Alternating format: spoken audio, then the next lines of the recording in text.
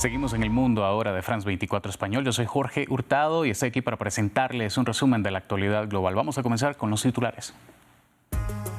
Divisiones en Europa tras la orden de arresto de la Corte Penal Internacional contra Benjamín Netanyahu. Alemania valora si aceptar la decisión. Reino Unido acatará el mandato de la Corte. Y el primer ministro húngaro, Viktor Orbán, manifestó que desafiará la decisión e invitará a su homólogo israelí al país. Nuevos ataques rusos sobre Sumy en Ucrania dejaron al menos 2 muertos. El gobernador de la región aseguró que los rusos equiparon sus drones con metralla para atacar una zona poblada. El Kremlin afirmó que el ataque con un misil hipersónico contra Dnipro fue advertido previamente a Occidente. Y tras haber sido condenado por un jurado popular el mes de mayo, un juez de Nueva York aplazó la sentencia por el caso de soborno contra Donald Trump de manera indefinida. Además, el magistrado accedió a la petición del presidente electo de presentar una moción para desestimar este caso. Y en directo vamos a Uruguay, que este domingo celebra la segunda vuelta de las elecciones presidenciales, un proceso electoral que ha dejado la puerta abierta a nuevas formaciones políticas. ¿De qué se trata? Lo veremos en minutos con Karina Dalmas. El portugués Rubén Amorim se prepara para su primera experiencia como técnico en la Premier League, tomando las riendas del Manchester United. El equipo rojo no ha perdido desde la partida de Erik ten Hag y Amorim espera prolongar el buen momento que se vivió bajo el mando de un técnico interino. Más detalles lo veremos adelante en la crónica de deportes con Eumar Esa. Por ahora comenzamos.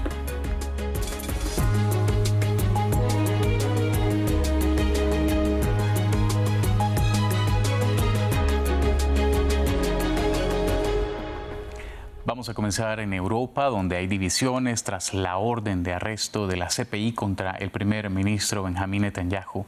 Mientras Alemania valora si acatar la orden, Reino Unido se muestra favorable a aceptar el mandato del alto tribunal. Otros países como República Checa o Austria cuestionaron la decisión.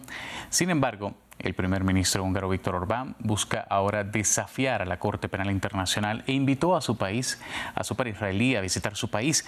Según el mandatario húngaro, la CPI es una vergonzosa decisión disfrazada de ropaje jurídico. Escuchemos. No queda otra opción que desafiar esta decisión. Hoy mismo voy a invitar al primer ministro israelí, el señor Netanyahu, a visitar Hungría y en esa invitación le garantizo que si viene, la decisión de la CPI no tendrá ningún efecto en Hungría y no nos atendremos a su contenido. Solo tendremos en cuenta la calidad y el estado de las relaciones entre Hungría e Israel, de modo que el primer ministro israelí pueda llevar a cabo conversaciones eficaces y seguras si acepta nuestra invitación.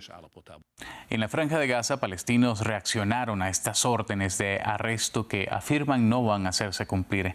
En el enclave, donde casi el 90% de la población ha sido desplazada y la amenaza de una hambruna se cierne sobre todos, las esperanzas en una detención de Netanyahu son muy remotas. Veamos por qué. Incredulidad y pesimismo. Palestinos en Gaza no dan crédito a las órdenes de detención emitidas por la Corte Penal Internacional contra el primer israelí Benjamín Netanyahu y su exministro de Defensa Yoav Gallant. Ambos son acusados de crímenes de guerra y crímenes contra la humanidad en Gaza. La mayoría duda de que el arresto pueda materializarse y que esas órdenes tengan alguna utilidad. Todas esas decisiones son mentiras. Somos un pueblo cuyo destino ha sido pactado. Somos un pueblo cuyo destino ha sido pactado a nivel mundial. Poner fin a la causa palestina. La Corte Penal Internacional ha tomado la decisión correcta, pero ¿se podrá implementar esta decisión ahora? Decimos claramente que mientras Israel cuente con el apoyo de los Estados Unidos de América, la implementación de la decisión tardará mucho tiempo y no se implementará en el momento actual. La medida sin precedentes provocó una furiosa reacción de Netanyahu, quien la denunció como antisemita. Los aliados de Israel, incluido Estados Unidos, también denunciaron las órdenes de arresto, unas órdenes que afirman los palestinos convencidos no se van a implementar. Es seguro que no se implementará porque nunca se ha aplicado ninguna decisión a favor de la causa palestina. Cualquier decisión a favor de la causa palestina o del pueblo palestino es imposible de aplicar. Palestinos en Gaza tienen otras urgencias. Este viernes, cientos se han agolpado desesperados a las puertas de una panadería cerrada durante los últimos 5 días para intentar conseguir un poco de pan. Otros acuden a los funerales de palestinos muertos en un ataque israelí el jueves. La cifra de muertos en el enclave desde el 7 de octubre de 2023 ya superó los 44.000. 2024 fue el año más letal para los trabajadores humanitarios en el mundo, según Naciones Unidas. El organismo informó que 281 trabajadores humanitarios murieron en lo que va del año, superando el récord del año anterior, que fue de 280. El portavoz de la Oficina de Naciones Unidas para la Coordinación de Asuntos Humanitarios destacó que Medio Oriente, especialmente Gaza, impulsó el registro.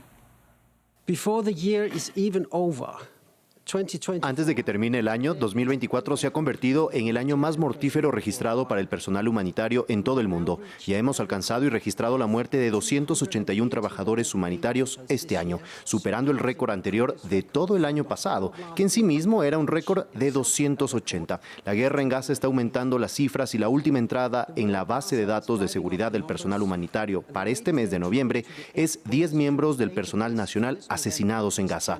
Desde el 7 de octubre del año pasado, al menos 333 trabajadores humanitarios han muerto solo en Gaza. La mayoría eran miembros del personal de la UNRWA y nuestros colegas. most of us staff members of UNRWA and our colleagues. Y justamente el conflicto en Medio Oriente cobró la vida de 5 médicos en 2 ataques del ejército israelí en el sur del Líbano. Todo lo anterior mientras que otro bombardeo resultaron heridos 4 soldados italianos que hacen parte de las fuerzas de mantenimiento de la paz de la ONU. Hasta el momento se desconoce el origen del ataque, pero según la FINUL el responsable sería Hezbollah. La misión de la ONU, que está en el sur del Líbano para garantizar la paz a lo largo de la frontera entre ambos países, es usualmente víctima de ataques de ambos bandos al estar atrapadas entre el fuego cruzado. El gobierno italiano calificó los hechos de inaceptables. Sí, dovrebbero essere 2 missili. Por lo que se ve, parece que hay 2 misiles probablemente lanzados por Hezbollah. Una vez más, lo que está sucediendo es inaceptable. Así como hemos pedido firmemente a Israel que ejerza la máxima cautela y evite que los proyectiles de artillería alcancen nuestra base, decimos con la misma determinación que no se debe tocar a los soldados italianos. Cubrimos ahora la otra guerra, la de Ucrania. Un ataque ruso con drones contra Sumy, ciudad del noreste de ese país, causó el viernes 2 muertos y 12 heridos, según informaron las autoridades locales.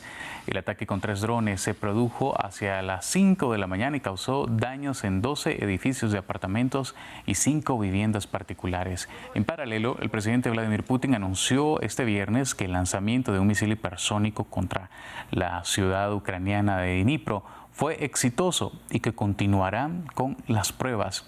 El portavoz del Kremlin, Dmitry Peskov, dijo que el ataque del jueves fue advertido a Estados Unidos previamente. Este misil no es intercontinental, sino de alcance intermedio, por lo que la Federación Rusa no tiene obligación de emitir una notificación sobre el lanzamiento. Pero existe el Centro Nacional Ruso para la Reducción del Peligro Nuclear, que opera en modo automático y mantiene una comunicación constante con el mismo sistema en Estados Unidos. Así que, en modo automático, se envió una alerta a través de este sistema 30 minutos antes del lanzamiento. Bueno, también habló el ministro de Defensa ucraniano Rustem Umerov, quien calificó de difícil la situación en el frente y acusó a Rusia de buscar conquistar nuevos territorios a un alto costo humano y de equipamiento. Destacó la asociación de Rusia con Corea del Norte, calificándola de parte de un nuevo eje del mal. Habló de los esfuerzos de Ucrania por reforzar las defensas aéreas tras este ataque ruso con misiles balísticos contra Dnipro. Es la segunda vez que intensifican la ofensiva este año. La primera fue cuando enviaron un contingente de soldados de Corea del Norte y ahora utilizan misiles. Por lo tanto, en esta etapa estamos trabajando para aumentar la capacidad de defensa aérea y estamos trabajando para responder. Y en otros temas, volvió la calma en Londres luego de que 2 paquetes sospechosos sembraran pánico. La policía confirmó que se trató de una falsa alarma sin ningún vínculo terrorista. El aeropuerto de Gatwick, el segundo más importante del Reino Unido, fue evacuado y detuvo sus actividades en la terminal sur por un incidente de seguridad. Horas antes, la policía informó de la existencia de otro paquete sospechoso cerca del edificio de la Embajada de Estados Unidos en Londres. Y el juez a cargo del juicio penal contra Donald Trump por el caso Stormy Daniels aplazó su sentencia que estaba prevista para la próxima semana. El juez argumentó su decisión sobre la inmunidad presidencial hasta que revise los documentos presentados por ambas partes. Trump fue declarado culpable de 34 cargos de falsificación de documentos comerciales relacionados por el pago a Daniels por silenciar una supuesta relación extramarital previo a su primera campaña electoral. En Washington, nuestra corresponsal Natalia Cabrera está ahí para la ampliación. Natalia, bienvenida. ¿Por qué tomó esta decisión el juez y qué sigue en el proceso? Hola Jorge, sí, esta decisión del juez Juan Merchan llega después de que la Fiscalía le solicitara precisamente también al juez que no descartara el caso, pero que sí lo aplazara indefinidamente, al menos hasta que el presidente electo Donald Trump abandone de nuevo la Casa Blanca en 4 años. Sin embargo, el juez dejó pendiente la fecha, no dijo para cuándo sería, pero le abrió la posibilidad a la defensa de Donald Trump, del presidente electo, de presentar este recurso para que el caso sea descartado. La decisión del juez Juan Merchan también llega después de que la Corte Suprema de Justicia se pronunciara sobre la inmunidad presidencial en julio y dijera que los presidentes tienen derecho a esta inmunidad cuando no están en actos oficiales.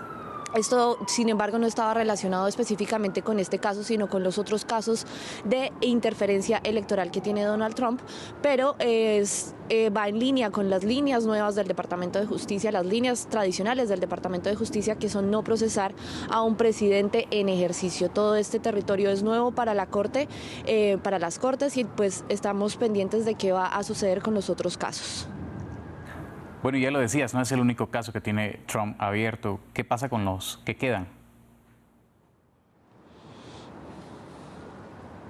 Bueno, justamente hay otros 3 casos pendientes. Está el de Florida por los documentos clasificados. Todos los casos están en proceso de, todavía están indefinidos, pero ninguno de estos había sido llevado a cabo, como sí lo fue este caso de interferencia, de la falsificación de los documentos comerciales por el caso de Stormy Daniels, que muchas personas creen que es por un pago hecho directamente a ella, sino que fue el encubrimiento de este pago hecho a través de su abogado Michael Cohen, el que llevó a que fuera condenado de estos delitos por falsificación de documentos. También está el caso de interferencia electoral en Georgia, que está pendiente, que es este caso por el que dicen que hay unas pruebas que es la llamada de Donald Trump a los funcionarios electorales del estado de Georgia, en el que le piden que le encuentre los votos que marcaron la diferencia entre el presidente Joe Biden y Donald Trump en las elecciones de noviembre. Este caso también está pendiente sin fecha porque está pendiente la apelación. Esta apelación tiene lugar el próximo 5 de diciembre con los argumentos orales que van a presentar ambas partes. También está el caso también por interferencia electoral, pero que terminó con el asalto al Capitolio, que investiga cuál fue el papel que tuvo Donald Trump con este discurso que dio desde Washington, D.C., en el que estaba incitando a sus seguidores a pelear como demonios, según sus palabras, para que fueran ellos hasta el Capitolio durante el proceso de certificación de la victoria, que terminó pues con este asalto al Capitolio que ya conocemos. Entonces, son estos 2 casos por presunta interferencia electoral, y está el caso de los documentos clasificados, que todavía está pendiente también. Este es en Florida, porque investiga por qué se llevó Donald Trump unos documentos cuando abandonó la Casa Blanca y qué hizo con ellos, y esto está todavía pendiente entonces las autoridades judiciales en el estado de la Florida. Muchas gracias, Natalia, por ese reporte desde Washington. Vamos a cerrar en Azerbaiyán, y es que las negociaciones por un acuerdo sobre la financiación para la lucha contra el cambio climático transita ya en su recta final. Durante las horas previas a su conclusión se conoció un nuevo borrador en que se plantea que los países desarrollados contribuyan con 250.000 millones de dólares anuales para 2035, al fin de costear la acción climática de los países en desarrollo. Una propuesta inaceptable para los países africanos. Es momento de ir directo a.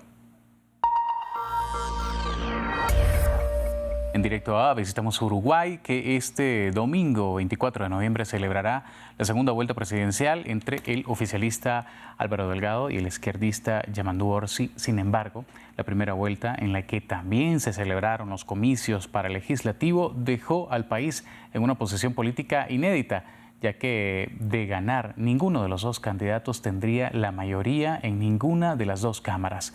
Para ampliar la información vamos a conectar con nuestra corresponsal Karina Dalmas. Karina, de los resultados de las legislativas se desprende otro hecho inédito y es que se habla de la formación de un nuevo partido en ese país. Contanos. Exactamente, Jorge, como tú lo mencionabas, si bien durante las elecciones de octubre se generó los puestos en el Parlamento, así lo que se da es una situación que tanto gana el Frente Amplio como el Partido Nacional o la coalición republicana. En este caso, ninguno de los dos va a tener la gobernabilidad. El Frente Amplio tiene la mayoría en el Senado, pero va a necesitar apoyos en diputados, que según analistas políticos les va a ser bastante flexible alcanzarlos. Sin embargo, el Partido Nacional y esta coalición republicana, que forman 5 partidos, lo que ocurrió es que durante la elección de octubre, si bien sumando todos los votos lograron mayoría en votos, no fue así en cuanto a las posiciones en la Cámara de Senadores y Diputados, porque cada partido fue por separado. Por esto es que tanto los analistas políticos y de hecho el candidato por la coalición republicana, Álvaro Delgado, mencionó que ya se va camino a que se genere un nuevo partido político en Uruguay, justamente esta coalición republicana. En las próximas elecciones departamentales para elegir intendentes en los municipios, en 3 de los 19 departamentos ya va a haber una boleta electoral bajo el lema de coalición republicana. Así que bueno, de hecho el candidato presidencial Álvaro Delgado manifestó ayer que se está madurando y trabajando y que él se va a encargar de que esto llegue a suceder. Así que bueno, eso sí va a ser algo nuevo en el contexto político uruguayo si es que sucede. Y otro punto que toma relevancia en esta carrera por la presidencia es la posición de ambos candidatos frente a Mercosur. ¿Qué han dicho los aspirantes al respecto hasta ahora?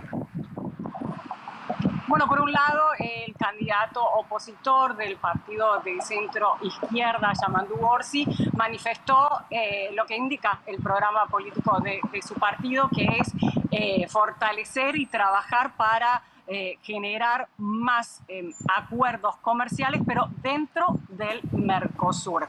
Por otra parte, Álvaro Delgado y también, por supuesto, el gobierno actual han generado movimientos fuera del Mercosur, si bien también apoyan el Mercosur y plantean fortalecer el mismo, estuvieron muy abiertos a negociaciones unilaterales, bilaterales entre Uruguay y otros países como por ejemplo con China, y esto fuera del Mercosur. Sin embargo, ambos candidatos manifestaron que para ellos es muy importante que se llegue al acuerdo Unión Europea-Mercosur. En eso, ambos candidatos presidenciales están en el mismo enfoque.